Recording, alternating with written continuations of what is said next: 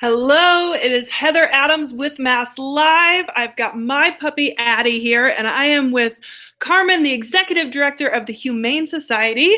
Thanks so much for joining us today. Thank you for having me. So, obviously, everyone is being affected by this pandemic right now. But we've talked about this a couple of times with stories on MassLive, but pets are also really being affected. So, tell us a little bit about you and your job, and then what's going on at Dakin. Sure. Yeah. So I'm executive, as you said, executive director here at Dakin Humane Society. And, my job is to oversee just about everything Dakin does, literally everything that Dakin does.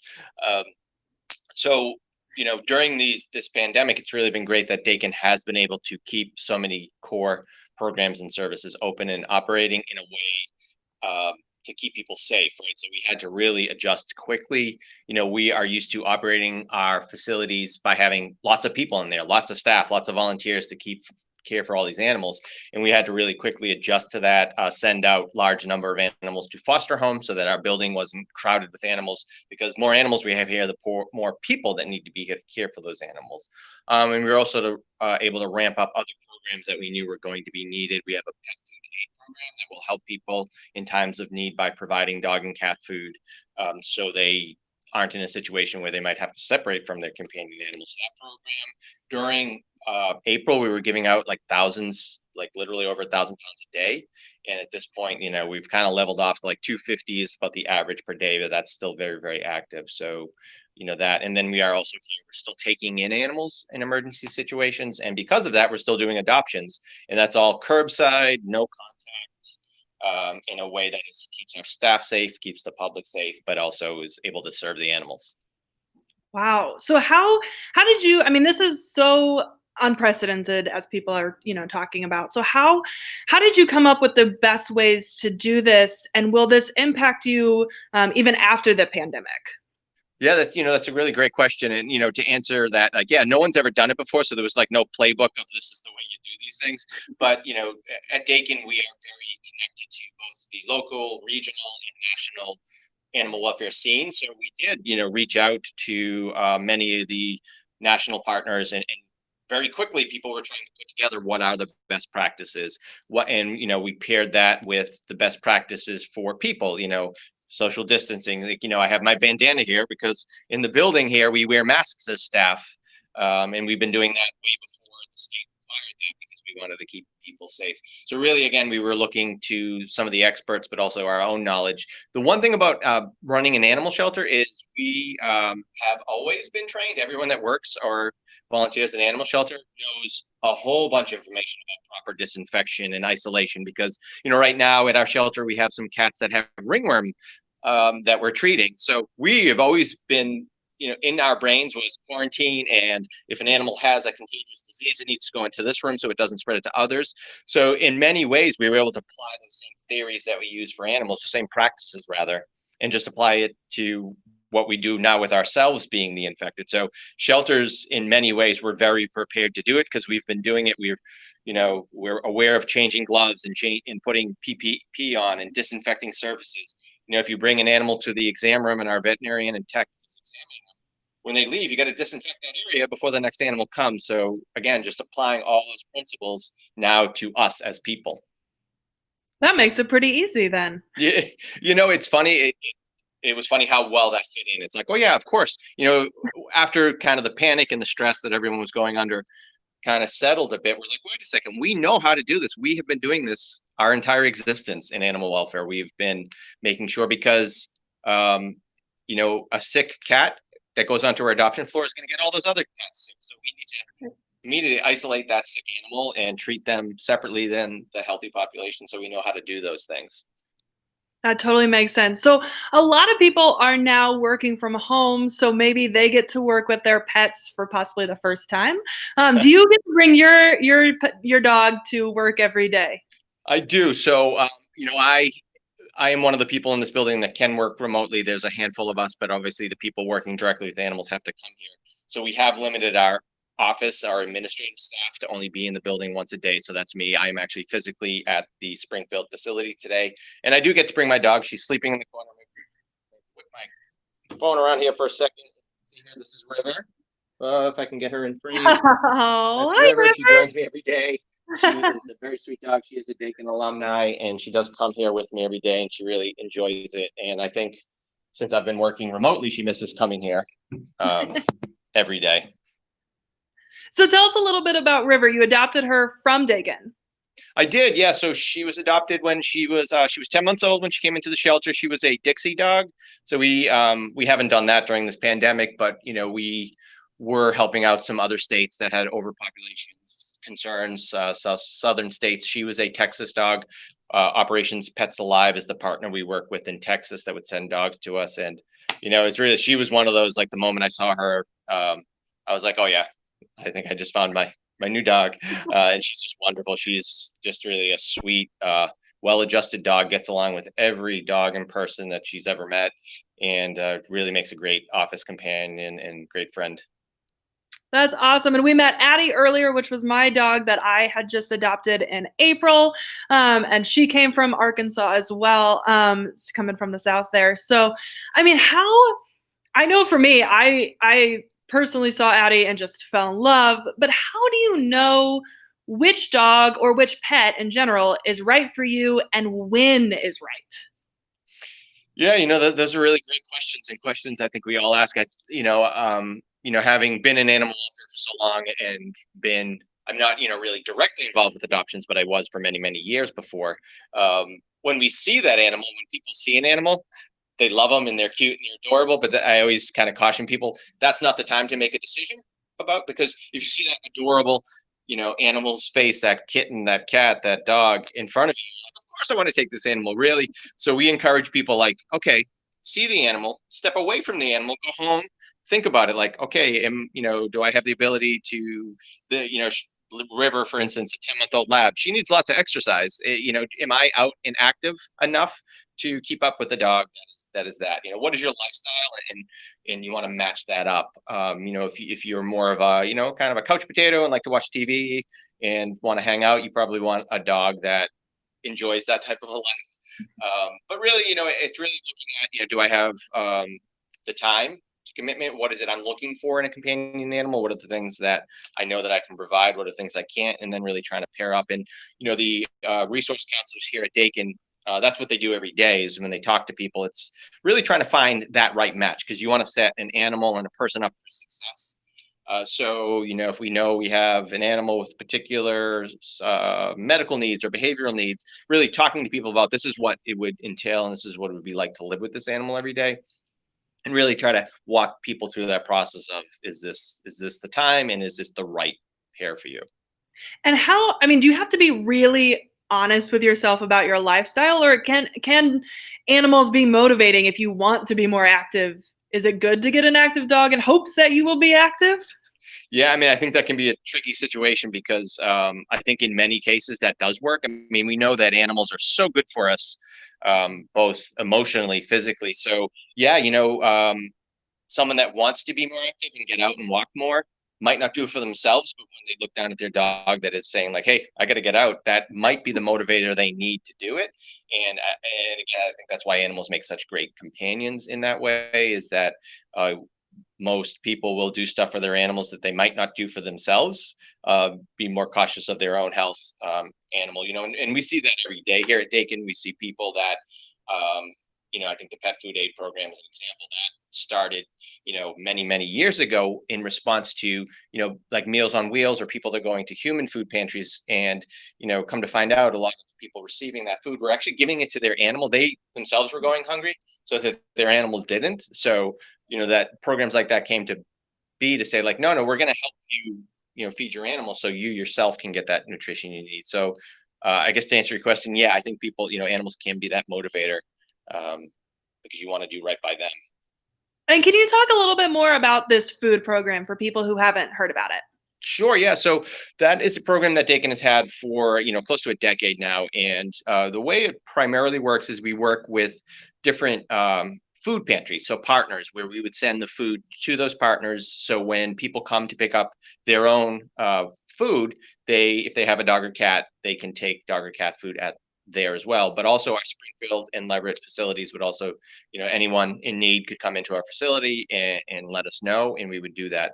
So during this pandemic, that has been a massive program. So in a month's time, we gave out over 40,000 pounds of food. Normally, we would give out in a year about 27 or 28,000 pounds of food. So it's always been a robust program.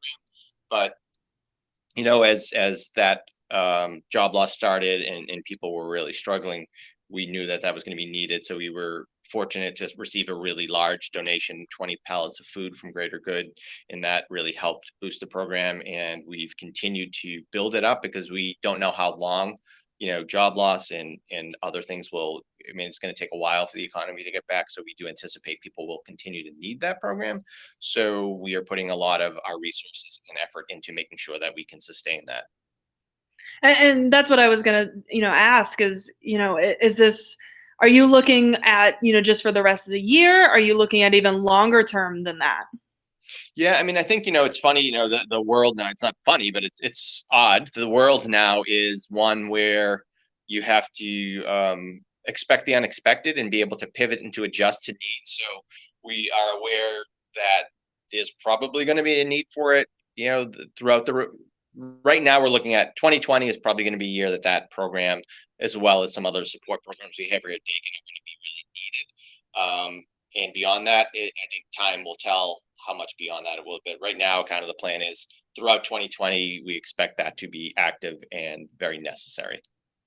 And you have a couple of other programs. We have written about two dogs, Bella and Sampa, whose original owners, unfortunately, either couldn't take care of them or died because of the coronavirus. Yeah. And you guys were able to step in and help these animals. Can you tell us a little bit about that? Sure. So they came in under our program called SPAN, which is Safety Plan for Animals, and that really is set up to be a temporary foster program. So, someone going into the hospital, experiencing some other kind of life challenge, we would take their animal and place them in a foster home or here in the shelter for care with the intention of reuniting them at the end of that. So the animals that did come in that you mentioned, Bella and Sampa, the intent was for them to go back, to the owners. And we, in Sampa's case, his owner, her owner passed, so she was not be able to be reunited and couldn't go with the family. So she did get adopted, which was really wonderful. I know that Sampa's owner, when he was in the hospital, he was actually taken to the hospital. He was unconscious for 3 days. And the first thing he said when he woke up was, my dog, someone has to take care of my dog. And, at that point we had already had her.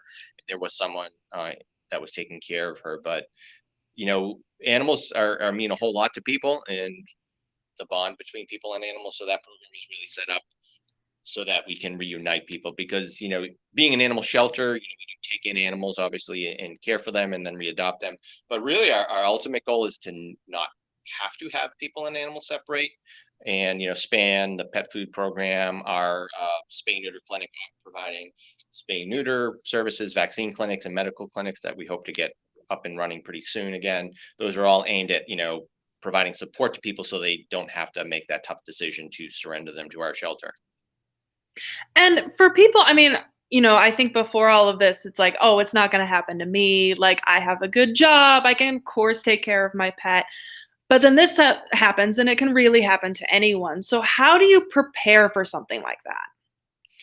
Yeah, I mean that's really a great question. So I think there's a couple things that you can always be prepared for, and we talk about you know it's kind of front of mind with COVID, but at any time in your life there might be a crisis that comes up that separates you from your animals. So just have something in place where you talk to a friend, a family member, a neighbor to say like, hey, here's where I keep the keys to my house or apartment. I have a month's worth of food in this cabinet. This is who the vet is. Have that posted on the fridge. Email that to a friend, a family member, so that there is a plan where, if in a moment's notice you aren't there to care for your animal, there is a backup and ready.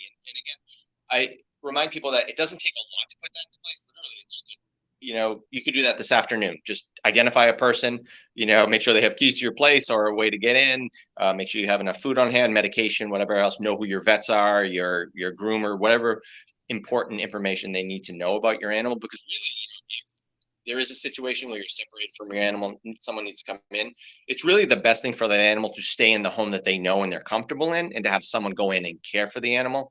Now, coming into Dakin as that span program for the temporary care, that's really that's the safety net after everything else has failed, because that really should be the last option. The first option should be someone that can go in there. So that, again, it's front of mind now with COVID, because that is happening on, I think, a larger scale, and it's more awareness, but that could happen at any time. And we have a couple of people here commenting, Danielle and Kelly, about wanting a pet. Maybe buildings don't allow pets. I know some way people deal with that, or how I've dealt with it in the past, when I didn't always live somewhere, was I volunteered. So I know a lot of people are wanting to help, but with all of the restrictions that are going on, what does that look like right now? Yeah, I mean, I think, so one of the good things for our region is that we actually, so Dakin, we had a really strong base of foster homes and network. So we did not need to go beyond who we already had as fosters and volunteers and everything. So I think that we were very fortunate in that case, that we had enough there. But I think for ultimately for people that are looking to foster or adopt or do those things, it's kind of interesting in New England. Like, you'll see a lot of the national messaging talking about like adoption and foster. New England is interesting in where we have a higher demand for people who want to adopt and foster than animals that need it, which is kind of a great position to be for the animals, but not necessarily a great position if you're that person looking to have an animal join your home. So what can you do? So for people that are interested in getting more involved or helping out or doing things, so I think really, some of the things that we're looking here at Dakin to say, like, what are the best things and ways to help animals in the future? One of the areas that we know is a huge concern are feral and free roaming cats. So those are cats, we all know of them, right? They live in areas, backyards, different yard, sorry, like maybe commercial areas, and those cats are just out there breeding and having litters that continue to happen outdoors. So we, in the future, very immediate future, we'll be looking at doing more involvement there to help. So we'll need volunteers that can help identify where those cats are, maybe help capture those cats so they can be spayed and neutered and then returned to that site so that they can live out their life, but not continue to add to the overpopulation of those feral and free roaming cats. So that's certainly an area that um, we know a lot of our future volunteer positions will need to help us fill roles like helping support and people and animals where they are. So whether that is to expand our food pantry so that we're actually able to take it out to other and different locations, we would need volunteers to help spread that, and then also volunteers to work with people that are. So we get calls on a daily basis of people dealing with some kind of like behavioral challenge with their animal and trying to figure out, maybe a cat that doesn't use a litter box, or a cat that they want to keep indoors that tries to get outside all the time. So we know that we're going to need people to help with those type of things. And then the other, with foster care specifically, we are heading into the time of year where kittens are being born. Cats are seasonal breeders, so they give birth in the spring and summer in the warmer weather. So our foster program like I said, we have a really strong base of fosters. As we head into this bigger kitten season, what we'll need though is kind of foster homes that are not just able to take like healthy and adoptable animals. Really, the foster homes we need are going to like give medication and maybe force feed kittens and do those kind of things. So there would be kind of some intensive training we would do on our end, but those are really where the needs are. So, you know, a lot of people looking to foster kind of want to just take that like really easy dog or cat. But quite frankly, they get adopted so quickly. They come into our shelter and they're adopted, that foster home would slow down their adoptions. So really, the need in our area are people that are willing to really enable to help those sick animals and rehab them. And you have a cat that I think we were going to look at if we can. Yeah, let's go check her. And while you walk there, can you tell us a little bit about the kind of person that could help those kind of sick animals? Like what kind of expertise do you have to have? Well, I mean, I think probably the biggest expertise is to be willing to learn a lot and not be afraid of what might be considered gross things. So there's a lot of cleaning. So, not only the normal, litter box and those kind of things, but there you might be some snot involved and some vomit and some really dirty things. But really, we're going to train you. But you have to, I'd say you'd have to be comfortable medicating an animal. And again, we can teach folks how to do that. Possibly, and you'd be coached by our vet techs and our vet how to do those kind of things. But I'd say, not be squeamish around giving medication, but also have really the time commitment, especially when we talk about like young kittens and things like that.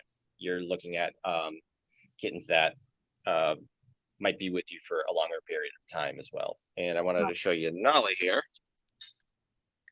I don't know if you can see her because I couldn't flip my camera. Can you see her? Down a little bit. Where is she? Oh, there she is. Aha, we see her. There she. I think you can see her a bit there. Oh, sorry. Yep, there we go. There we go. So she's with us for a little extended stay. She has some kind of just medical and behavioral needs that need to be filled. And she is with us here for a while, but you can see she has a whole room to herself. Oh, wow. Because, during that stay, we want to make sure that she is both, I don't know if I'm doing a good job. Oh, there she is. While they're with us for longer periods, these cats, certainly we want to make sure that not only they're physically getting better, but, mentally they're doing well as well. So we want to make sure that staff are able to provide behavioral enrichment and all sorts of other things. So about how long until a cat like her would be available for adoption? So I think, now that she might be looking at a couple months before she'd be available for adoption. And, it's hard to always know what the exact date when they would be available. And I have my mask on here because I was in the hallway there. Because we were wearing masks. It'd be hard to say when exactly. Really, every course is different, but it might be a few months before she'd be available. And we talked about Null, we talked about Bella and Sampa and those kind of amazing stories. Our own dogs have some amazing happy ending stories. But what is one story, either over this pandemic or over the years with being a Dakin, that really has stood out to you? Yeah, I mean, I think, that there's so many, so it's kind of hard to pick one. But one thing that really did stand out to me, and this was a situation with a dog named Rosie, who was a lab mix, and it was not a dog that came into our shelter. It was a dog that lived, with people. She was 11, I think, at the time, almost 12, and she came down with an illness that needed surgery that was out of the reach financially for the folks that had Rosie in their life, and they, we're doing everything to try to find a solution. And here at Dakin, our spay neuter clinic was able to actually step in and do that surgery for them for a very reduced fee, basically a donation, and reunite them. And again, 11-year-old dog having surgery is always a little risky. And, this is something that was life-threatening. And to be able to provide that, not just take the dog from them and say like, okay, well, we can take him into our shelter, but to actually be able to do that and then reunite her, knowing she's going home to recover with the people she's spent her entire life with. And they were just so thankful. Rosie was a family, a family member. It wasn't like, this is just my dog. Like this is, this was their world. And to be able to keep those animals together, where years ago, those wouldn't have been options for animal shelters. We would have just had that animal come into the shelter and maybe not have such a great outcome. But it was just so touching. And I just remember how great that felt to know, like, wow, this dog's really happy because she's staying with her people. And again, people were so happy that she was staying with them as well. That's awesome. And that's been, a huge theme of our entire conversation here is keeping animals with their humans. Absolutely. Yeah. I mean, that's what it's really all about is really keep, animal shelters seem like a place that, we're making new homes, which we are doing, right? We're connecting people to animals through adoption. But really, a lot of our work is, how do we avoid that in the first place? And let's keep those people and animals together because they both mean so much to each other, and keeping them together is really the goal. That's awesome. And that's pretty much all our time. So just to wrap things up, if people are stressed right now, are worried about feeding their animal, if they have to worrying about possibly having to separate from them, what is the best way to contact you guys to make sure that doesn't happen?